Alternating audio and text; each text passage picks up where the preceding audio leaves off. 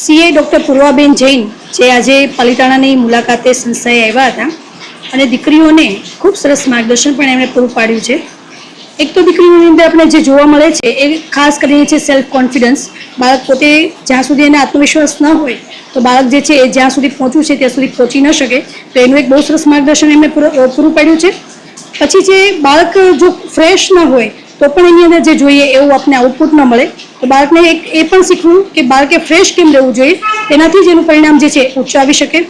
ત્રીજી વસ્તુ એને શીખવાડી રિલેશનશિપ, કે જેની અંદર સંબંધ કોની સાથે કેવા અને કઈ રીતે બાંધવા જોઈએ અને જેનાથી કયું પરિણામ આવે એની પણ એક બહુ સારી રીતે વાત કરી છે બેને.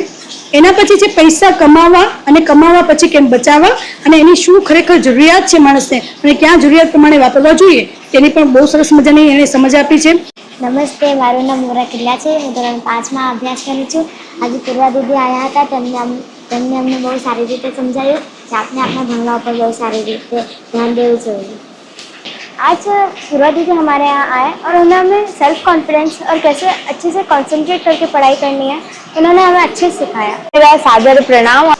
हमें बहुत ही ज़्यादा खुशी हुई और हमारी लाइफ में जितने भी इश्यूज थे, प्रॉब्लम्स थे, जो हम बच्चे जो थोड़ा डिप्रेस्ड हो गए थे, मतलब वो सारी चीज़ों से पूर्वा मैम ने हमें बाहर निकाला और लाइफ में खुश कैसे रहना है और कभी भी टेंशन फ्री होकर रहना है हमेशा, ये सारी बातें उन्होंने हमें सिखाई.